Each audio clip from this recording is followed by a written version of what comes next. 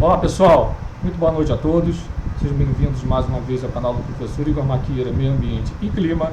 Para você que está chegando agora, não deixe de se inscrever no canal, ative as notificações, compartilhe esse vídeo. Quem puder, faça a sua colaboração, o link está na descrição. Hoje eu apresento para vocês a segunda parte da entrevista que o professor, doutor e amigo Luiz Carlos Baldiciaro Molion, ele concedeu essa palestra em 2013 em Barueri, tá certo? Isso está também no nosso site, o fakeclimate.com. Então também nós temos o nosso blog, que é o fakeclimate.wordpress.com, tá certo? Então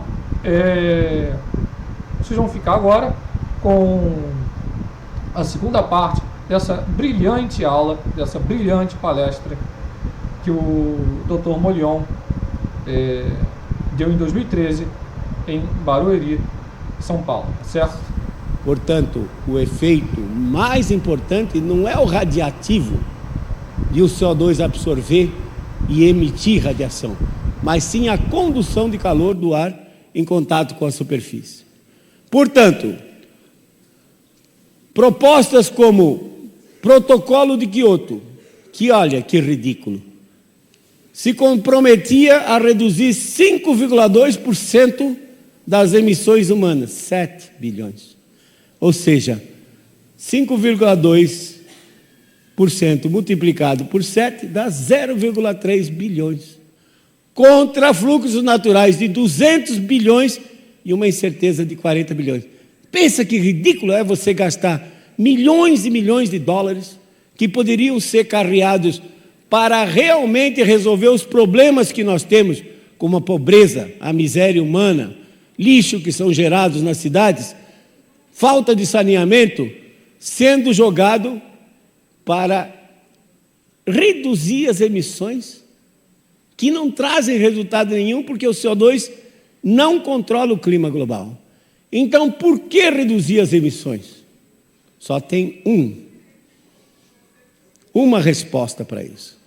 Se não existe uma crise climática, se a flutuação, a variação do clima é natural, se o CO2 não controla o clima global, reduzir as emissões significa gerar menos energia elétrica.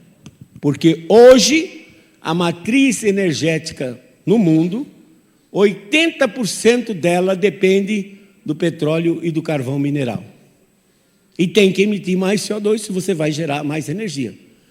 Obrigando a responsabilidade mútua a reduzir as emissões, significa menor desenvolvimento para os países subdesenvolvidos. Existem 47 países no mundo que têm o IDH, o Índice de Desenvolvimento Humano, bom. E os outros 160? Então, uma vez que você impede que os países gerem mais energia elétrica queimando petróleo e carvão, eles vão ter um índice de desenvolvimento menor e, consequentemente, a desigualdade social no mundo vai aumentar. Os ricos cada vez mais ricos e os pobres cada vez mais pobres. Não existe crise climática. O que existe é uma manobra para evitar que países, principalmente emergentes, como Brasil, Índia, China, África do Sul, Rússia, venham a integrar as nações que comandem o mundo. Segunda parte, e o degelo, o Ártico, é culpa do homem? Vamos ver. Aqui está a variação da temperatura do Oceano Atlântico Norte, que é muito importante para o clima da Europa Ocidental e para o gelo que existe no Ártico. Desde 1856, o Atlântico se aqueceu, e notem que são variações de longo prazo. 30 a 40 anos aquecido, 30 a 40 anos esfriando, aqueceu de novo, esfriou. 1925, qual era o carbono que o homem colocava na atmosfera nessa época?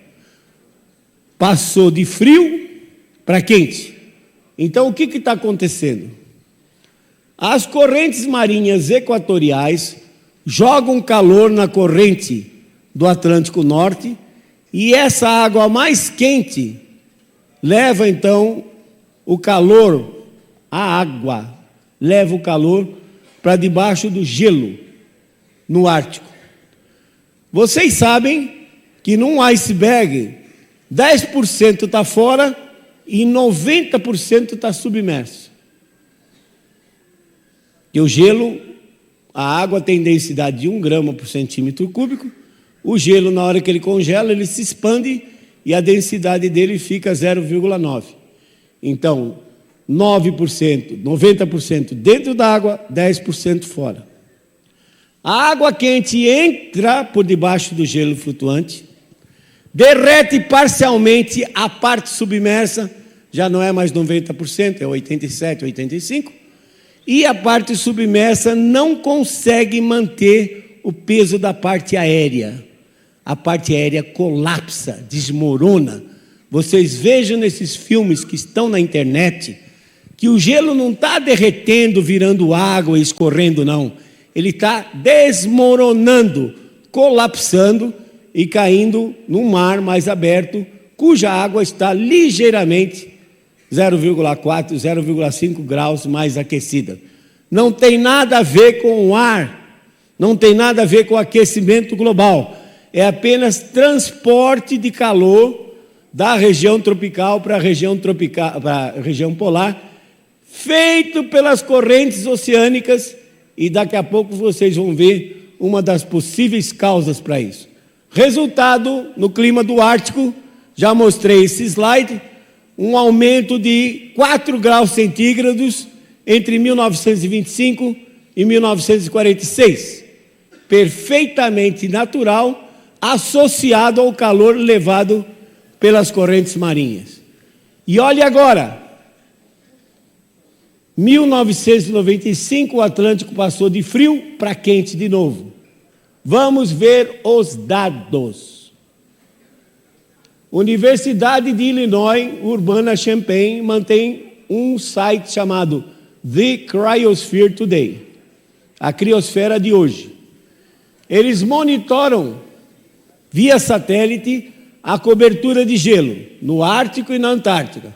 Notem que até 1995, quando o Atlântico estava frio, o gelo estava mais ou menos bem comportado. A partir de 95 começou a decrescer, atingiu um mínimo em 2007, recuperou praticamente tudo em abril de 2012, mas aí em setembro daquele ano deu um novo susto e apresentou 2,7 milhões de quilômetros quadrados de gelo descoberto. Hoje já está muito mais próximo de novo da média, de tal forma que o que vocês veem aqui é uma variação natural causada por maior transporte de calor.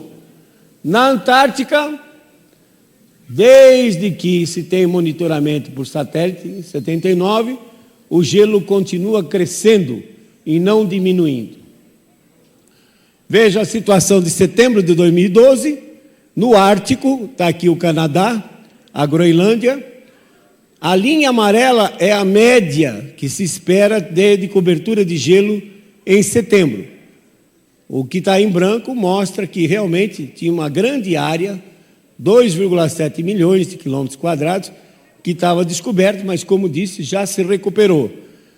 Na Antártica, a linha vermelha seria a média. Note que o gelo ultrapassou a média, indicando que o gelo cresceu mais na Antártica. Se fosse realmente um aquecimento global, derreteria o gelo no Ártico e na Antártica. e não diminuir o gelo temporariamente no Ártico e aumentar o gelo na Antártica. Portanto, o homem não tem nada a ver com isso, e a cobertura de gelo no Ártico está ligado ao transporte de calor pelas correntes marinhas. Agora, aquele cara que vocês adoram, cara chamado Al Gore, né? Vocês viram o vídeo dele, o documentário de 2007 que ganhou o Oscar de melhor documentário do mundo. Depois o Al Gore com o IPCC, em agosto daquele ano, ganharam o Prêmio Nobel da Paz. O Prêmio Nobel da Paz é um prêmio político. Se fosse algo muito importante, seria um Prêmio Nobel de Física, Prêmio Nobel de Química. Mas Prêmio Nobel da Paz é político. No ano seguinte, 2008, o Obama ganhou o Prêmio Nobel da Paz por ter mandado soldados para o Afeganistão para matar gente lá. E assim, controlar a paz no mundo. Vocês veem que Prêmio Nobel... O Al Gore, anote aí as palavras Al Gore, Montecito, Califórnia. E quando vocês entrarem na internet, vocês vão ter oportunidade de ver as fotos da fantástica mansão que o Al Gore comprou em Montecito. A mansão, estimava-se, valia 25 milhões de dólares. No auge da crise imobiliária americana, em 2008, ele pagou cerca de 9 milhões de dólares pela mansão. Uma das fotos, você está assim, na piscina, no deck da piscina, aí você vê aquele imenso Pacífico, Oceano Pacífico, se estendendo até o horizonte. Aí você fica pensando, como é que um cara que diz que o nível do mar vai subir de 6 metros nos próximos 100 anos, gasta 9 milhões de dólares para comprar uma casa ao nível do mar? Não é estranho isso? Pensa bem, você aqui querendo ter a sua casa no Guarujá, ou lá em Caraguatatuba, ou em Ubatuba, não, agora não vou comprar minha casa, porque o nível do mar vai subir de 6 metros, o que eu vou fazer? Eu, que moro na Pajuçara, lá em Maceió, estou ao nível do mar, como é que eu ia fazer para chegar em casa? Bom, já que o Al Gore gastou 9 milhões de dólares para comprar uma casa ao nível do mar, eu não tenho mais que me preocupar, e vocês também não. Se você tem o seu sonho de ter sua casa lá em Ubatuba, continue poupando dinheiro e compre a casa lá, que o Al Gore já garantiu para nós que tudo que ele fala não será cumprido. Olha aqui a visão, de acordo com o History Channel, de Manhattan, com o nível do mar a 6 metros do que está hoje. Dá para ver aqueles táxis amarelos que são comuns em Nova York? Dá não, né? É porque eles foram convertidos em Yellow Submarines. Submarinos amarelos, para poder chegar até o edifício, senão não tem como chegar, né? Muito bem. O nível do mar varia. Aliás, o nível do mar flutua. E aqui estão dados de 6 missões espaciais que tinham a missão de medir o nível do mar, radioaltímetros. A primeira e a segunda já pifaram, a terceira, o Envisat europeu, pifou no final do ano passado, mas esses satélites estão mostrando que desde 1993 o nível do mar vinha subindo. Quando chegou em 2007, o nível do mar parou de subir. Sim, mas se o aquecimento global é provocado pelo homem e pelo CO2, por que o nível do mar não continuou a subir? Por que o nível do mar se estabilizou e, na realidade, começou a decrescer? Ciclo nodal lunar. Um ciclo da Lua, também chamado ciclo de Saros, S-A-R-O-S. Vocês nunca ouviram falar disso. É um ciclo que dura 18,6 anos, quase 20 anos. O que é 20 anos na vida de um ser humano? É um monte de tempo. Monte de tempo. Vocês não tinham ouvido falar desse ciclo, mas quem construiu o Stonehenge no período da Era do Bronze, deixou lá uma pedra com 19 buracos. O pessoal daquela época, de 3.500 anos atrás, eles observavam a variação do plano da órbita da Lua com relação ao equador terrestre. O plano da órbita da Lua, ele não é fixo. Ele, com relação à Terra, ele corta entre 28,6 graus de latitude norte-sul. Depois ele vai baixando até 18,4 e volta para 28,6 em 18,6 anos. Quando ele está no máximo, ele cobre metade da superfície terrestre.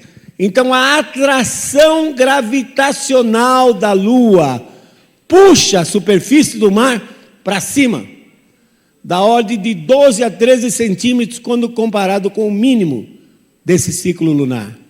O resultado é que, como cria um desnível maior entre os oceanos tropicais e os oceanos polares, esse desnível hidráulico, coluna de água, acelera ligeiramente as correntes marinhas que levam mais calor para fora dos trópicos em direção aos polos e causam mudanças no clima europeu e no gelo do Ártico.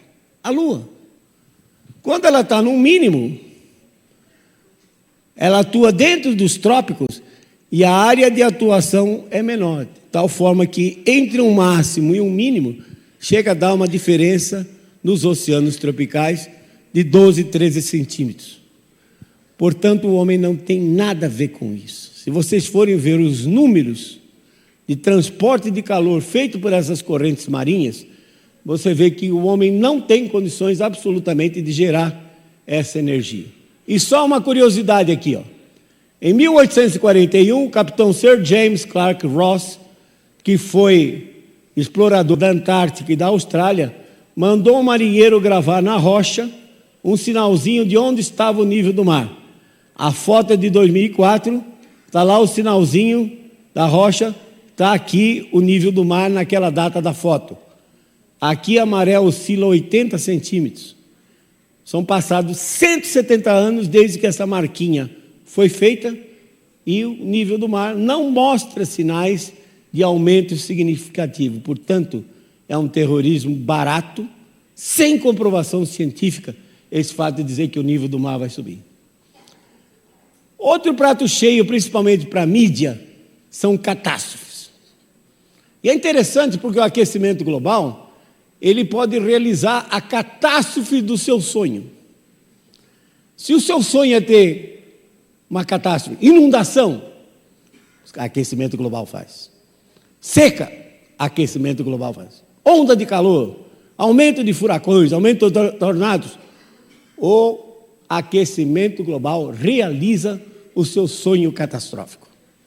Quer dizer, algo que explica tudo, certamente não explica nada, né? Por quê? Sempre existiram esses eventos extremos. A maior seca do Nordeste, 1877, 79. Qual era o CO2 que o homem colocava no ar? A situação ficou tão severa que Dom Pedro II saiu de Petrópolis e foi para o Ceará. No Ceará, ele, num discurso inflamado, ele inseriu a seguinte frase: venderei até a última joia da coroa para salvar o povo nordestino. Ora, como o imperador sabidamente tinha várias mulheres, nós nunca soubemos quem foi a coroa que ficou sem as joias. Mas as secas estão lá, e retornaram no ano passado. São Paulo. Você acha que chove muito em São Paulo hoje? Nós fizemos um estudo com 19 pluviômetros da região metropolitana de São Paulo, inclusive um daqui de Barueri. E o da Estação da Luz, que tem dados desde 1888, chamou a atenção, que mostra que a frequência de chuvas superiores a 30 milímetros foi maior na década de 40 e 50, seguida pela década de 50 e 60. Ou seja, há 70 anos atrás, chovia mais em São Paulo do que chovia nesses últimos 30 anos. Só que tem um detalhe. A cidade não era tão impermeabilizada quanto é hoje. A área de captação não era tão grande quanto hoje. Cada milímetro de chuva corresponde a um volume de 1 litro por metro quadrado. Se chover 100 milímetros num campo de futebol, que é aproximadamente 1 hectare, 10 mil metros quadrados, 100 milímetros de chuva gera um volume de 1 milhão de litros. E tem mais. São Paulo tinha 264 córregos, que foram, secretário, canalizados com tubos fechados. Por exemplo, a 23 de maio, tinha um ribeirão chamado Itororó, que está debaixo dela. Com o tempo, essas tubulações fechadas vão assoreando, com partículas de solo e lixo, e o volume de água que passava por ali já não passa mais. Então a água fica na superfície. Portanto, tomem cuidado, Barueri está se expandindo, não permitam que se façam canalizações fechadas. O ideal, se tiver que fazer as canalizações, é canalização aberta, para que se possa estar constantemente limpando e permitindo o escoamento da água. O resultado é que, se passar a chover agora, em São Paulo, como chovia 70 anos atrás, o caos vai ser muito maior, com congestionamento de 150, 200 quilômetros, sendo mais comuns do que eram antigamente. Ondas de calor. Selecionei uma que foi muito bem estudada, 1896, no leste dos Estados Unidos, só em Nova York, matou mais de 3.000 pessoas. Qual era a população de Nova York em 1896? Certamente muito menor do que agora, e mais de 3.000 mortes. Realmente foi uma catástrofe naquela época. O maior furacão que já entrou nos Estados Unidos, 1.900, matou metade da população de Galveston, no Texas. Então é muito importante que as pessoas não confundam intensidade do fenômeno com vulnerabilidade social. À medida que a população aumenta e passa a ocupar áreas de risco, morre mais gente. Não é a intensidade do fenômeno, é o fato das pessoas se localizarem em áreas de risco potencial. Região serrana do Rio de janeiro de 2011, desapareceram mais de 1.000 pessoas.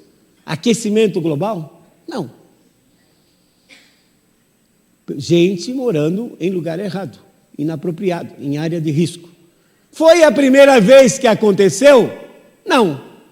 Entrem na internet, Serra das Araras, 1967. Um evento semelhante fez com que mais de 1.700 pessoas desaparecessem. Soterradas, não afogadas, soterradas. 1.700 pessoas. Qual era a população do Brasil em 1967? Não sei. Eu me lembro que em 1970 tinha uma musiquinha da Copa que dizia 90 milhões em ação. E morreram 1.700 pessoas comparado com as 1.000 de agora. Agora nós somos quase 200 milhões. Tem muito mais gente para morrer, se ocupar a área de risco. Portanto, acho que uma das prioridades da Secretaria de Meio Ambiente, junto à administração da Prefeitura, é evitar que as pessoas ocupem áreas de risco, encostas, fundo de vale, porque esses eventos, como nós vimos, eles vão continuar acontecendo. E isso pode ser catastrófico, no sentido de tirar as vidas humanas. Danos materiais, paciência, não tem como, mas pelo menos evitar que as pessoas morram. Então as prefeituras, elas precisam repensar o uso, a ocupação do espaço territorial urbano para evitar tragédias, porque a tendência nesses próximos 20 anos vai ser retornar àquele clima da década de 40 e 50, onde as tempestades aqui eram mais severas do que foram nos últimos 30 anos. De onde saem as previsões catastróficas que nós vemos sempre na imprensa? Sai de modelos de clima, modelos matemáticos de clima, que são o quê? Um programinha de computador. Pode ter 1 milhão e 200 mil linhas, mas é um código de computador criado pela mente humana que acha que pode representar matematicamente os fenômenos físicos e as suas interações que controlam o clima global. E não consegue. Modelos têm muitos problemas, como, por exemplo, o ciclo hidrológico é pessimamente tratado, notadamente produção de nuvens e cobertura de chuva, e produção de chuva, cobertura de nuvens, produção de chuva, transporte de calor pelos oceanos para fora dos trópicos, por exemplo. O modelo não leva em consideração esse ciclo lunar que eu citei e que está evidente nos dados quando você analisa os dados de temperatura. E os modelos têm muitos parâmetros que precisam ser ajustados. O que é um parâmetro, pessoal? Vou dar um exemplo simples que vocês conhecem. A função de uma reta, y igual a x mais b. O x é a variável, o a e b são parâmetros. Qualquer valor que você der para a e b, você gera a reta que você quiser. Nos modelos, os pesquisadores têm que escolher o valor dos parâmetros. Em outras palavras, o pesquisador tortura o modelo até ele confessar o aquecimento global. Aí depois ele é um bom modelo. Porque se o modelo der resfriamento global, ele tem a verba dele de pesquisa cortada e pode até perder o emprego. Então ele já faz algo que é de se esperar, ou seja, que os donos da ciência atualmente querem que seja o aquecimento global. Modelos têm problemas, precisam ser validados. Na ciência, sim, você tem um modelo, ele produz resultados. Aí você tem que pegar esses resultados e comparar com a realidade, com a observação. Se o modelo gerou resultados que não batem com as observações, você tem que mudar o seu modelo. Na ciência do clima, o que fazem? Roda o modelo, tem os resultados, aí vai comparar com as observações, não bate, aí eles manipulam as observações para ficar igual ao resultado do modelo. Modelo tem que ser validado. Sabe o que é validar? Se eu tenho dados de 1880 até o presente, 130 anos de dados, rodo o modelo e vejo se o modelo reproduz o clima passado. Se ele reproduzir o clima passado, eu tenho mais confiança do que ele está prevendo para daqui a 50 anos, daqui a 100 anos. Não é justo? Se for verificado que o modelo consegue reproduzir o clima passado, então eu vou ter mais confiança no que ele está prevendo no futuro. Não vou chatear vocês com um monte de erros que foi feito. O modelo de 5ª geração do Instituto Goddard para Estudos Espaciais da NASA foi rodado para reconstituir o clima dos últimos 130 anos. Teve um monte de erro, mas atenção para esse aqui, ó. O modelo, ao reconstituir o clima dos últimos 130 anos, colocou 20% de redução de chuva na Amazônia. Por que isso é crítico? A Amazônia, juntamente com a Indonésia e com o Congo, são as 3 fontes de calor do mundo. Ou seja, O vapor d'água é transportado, a umidade é transportada, é convertida em chuva em cima da Amazônia, e essas nuvens grandes, ao converter vapor em chuva, elas liberam calor e esse calor é transportado para fora. Ou seja, as 3 fornalhas para manter o clima atual são essas 3 fontes de calor. Se o modelo erra numa delas, certamente vai errar no resto. E isso aqui é uma figura que deverá aparecer no 5º relatório do IPCC. Deverá aparecer. Não sei se vai. Porque um dos revisores vazou essa figura na internet. O que diz essa figura?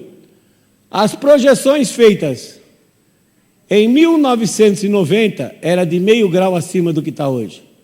As previsões feitas em 95 baixou um pouco para 0,3. Em 2001 subiu de novo para 0,39 e agora em 2007 as previsões é que as temperaturas estariam a 0,37 graus acima da média e as observações mostram que as temperaturas estão aqui embaixo. Você vê que o modelo não serve nem para projetar a temperatura. Então, dizer que daqui a 100 anos a temperatura do planeta vai estar 5 graus acima, não estão conseguindo acertar agora. Nos últimos 15 anos.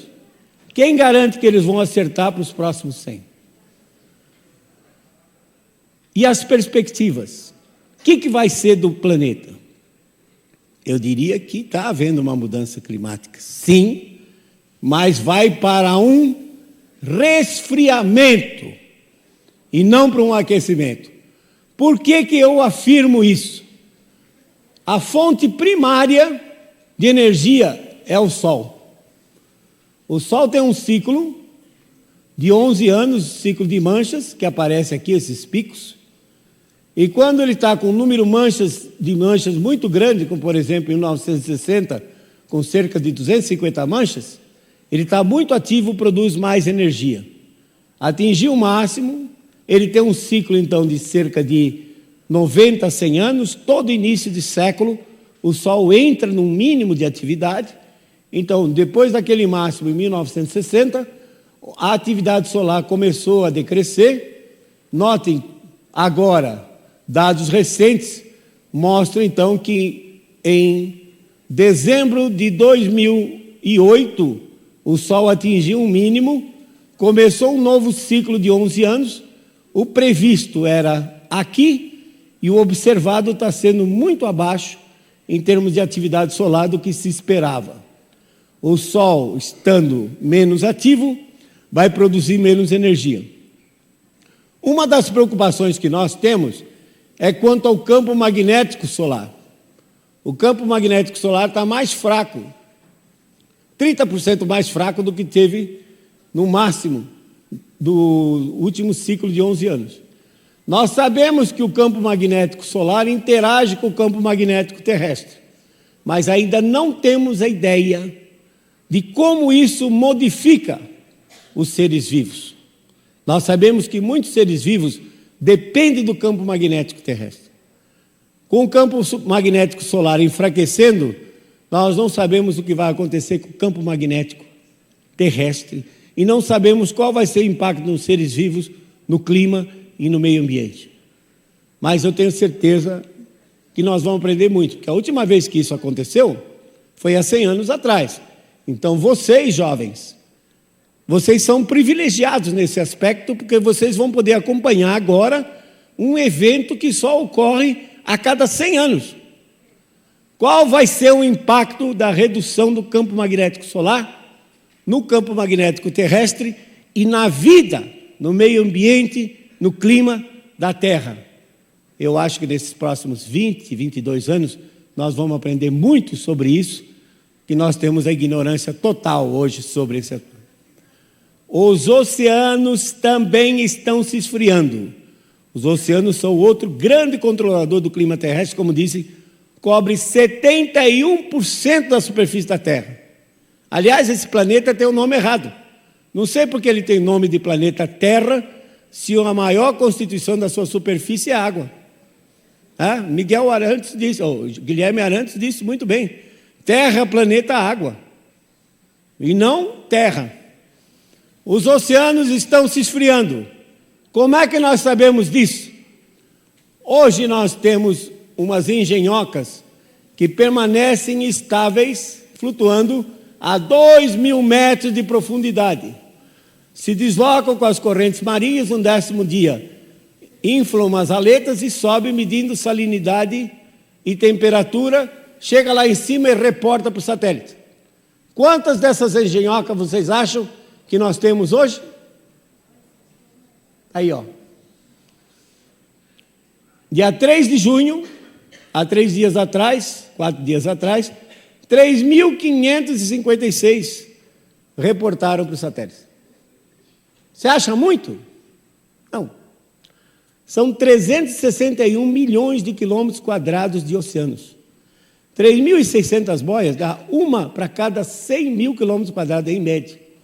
Ainda é pouco, mas nós hoje já sabemos muito mais do que acontecia no passado e os modelos dizendo que os oceanos iam estocar mais, como o modelo da NASA, do GIS, iam estocar muito mais calor. Veja o número aqui, ó, 10 elevado a 22, um acompanhado de 22 zeros, joules por ano. E as boias estão dizendo que, na realidade, os oceanos estão esfriando. E olhem esses mapas aqui, ó. Aqui está, do lado esquerdo, Estados Unidos, Brasil, Austrália, China. Aqui é a temperatura do Oceano Pacífico. Em azul, frio, em vermelho, quente. Então, frio dentro da região tropical, quente fora da região tropical. Isso foi o período de 1947-76. Note agora, nesses últimos 13 anos, 99 a 2012, note que a configuração de temperatura está muito semelhante àquele período de 47 a 76. Então, se a gente for olhar a variação da temperatura do Pacífico no século passado, desde 1900, a gente vê que o Pacífico se aqueceu entre 1925 e 1946, se esfriou em 1946 a 1976, voltou a se aquecer em 77 e 98, e é esse aquecimento recente que estão dizendo que é culpa do homem, mas está muito claramente ligado ao aquecimento do Pacífico. E como vocês viram no mapa anterior, o Pacífico então está indo para uma nova fase fria. Esse ciclo todo demora 50, 60 anos, 25, 30 anos aquecendo, 25, 30 anos esfriando. 60 anos é a vida de um ser humano. E as pessoas não têm condições de ligar essa variação do clima com variação da temperatura do Oceano Pacífico, que ocupa 1/3 da superfície terrestre. A Terra tem 510 milhões de quilômetros quadrados, o Pacífico sozinho, 180 milhões.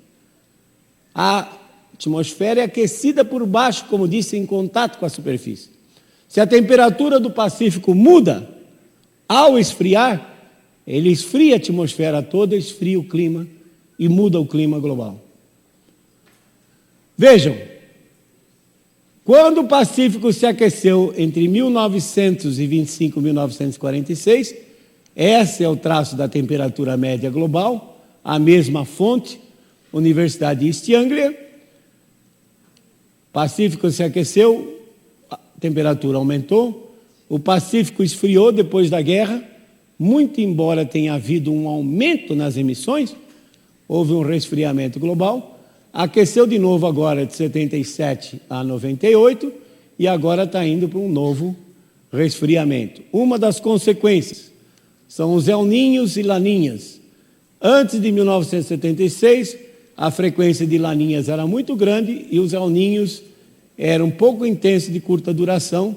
De 76 a 98, os El Ninhos foram muito intensos, o que causou o aquecimento global. E os Laninhas, que causam resfriamento, foram muito poucos, 2 na realidade, de baixa intensidade. Para nós aqui, no estado de São Paulo, quando o Pacífico está frio, nós temos invernos mais frios e mais rigorosos. Quais são os impactos, então, regionais e locais? Para o Brasil como um todo, janeiro a março é o período que mais chove. Se agora eu pegar aquele clima passado, da década de 40, 50, 60, até a metade da década de 70, o que foi que aconteceu naquele período?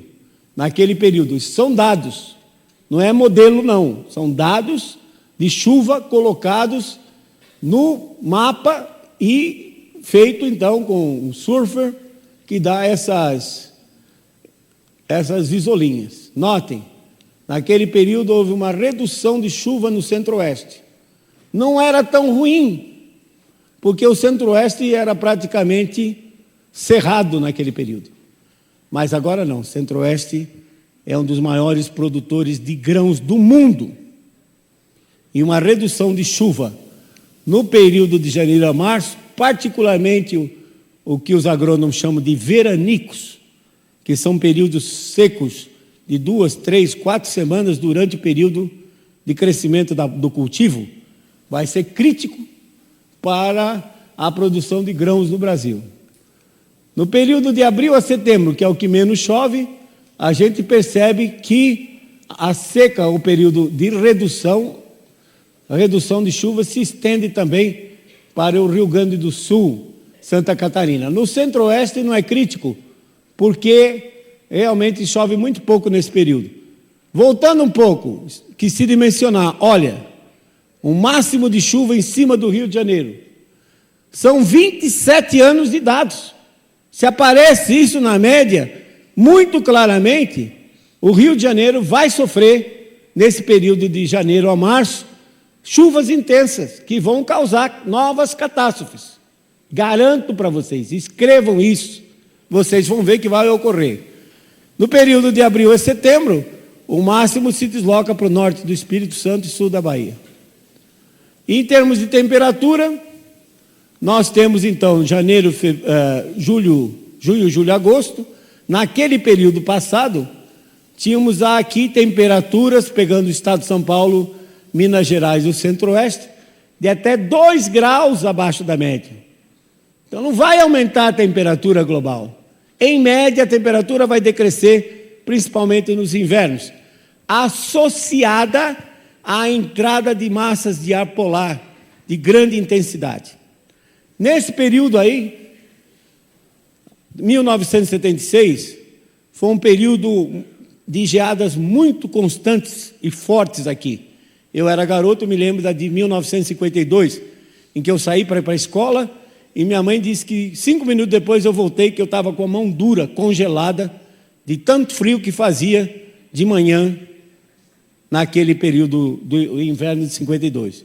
Mais recentemente, em 1975, julho de 75, entrou uma forte massa de ar polar, queimou todos os cafezais de São Paulo, do Paraná.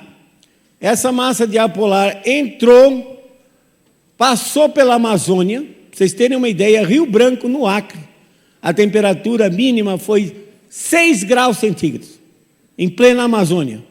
Matou milhares de toneladas de peixes, répteis e gado. Porque o gado, o animal, coitado, ele fica no pasto, é diferente do gado leiteiro, que é recolhido para o estábulo, para tirar o leite. O gado de corte, ele fica no campo, e a temperatura vai caindo, e ele não tem como se defender, e ele morre de hipotermia.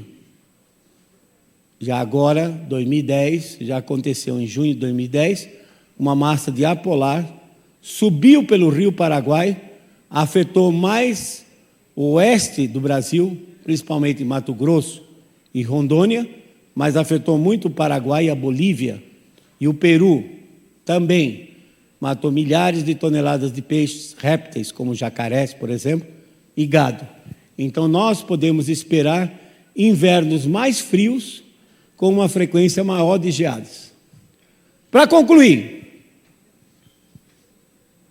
lembrem-se, clima varia por causas naturais. O homem não tem condições de interferir no clima global. Ele pode sim modificar o clima local. Se isto aqui era o Planalto do Piratininga, em 1500, Mata Atlântica, você substitui uma selva natural por uma selva de pedras, claro que modifica o clima local. Mas esse sinal é muito pequeno e ele não se propaga globalmente. As pessoas não têm ideia da dimensão disso. 71% da Terra são oceanos, 29% continentes. Desses 29%, 15% são os desertos e terras geladas. Restam 14%. Dos 14%, felizmente, 7% são cobertos com florestas naturais, como a Amazônia, e florestas plantadas, como as florestas boreais. O homem, com a sua agricultura, com as suas cidades, manipula apenas 7% da superfície do planeta. Localmente, o homem pode ser desastroso.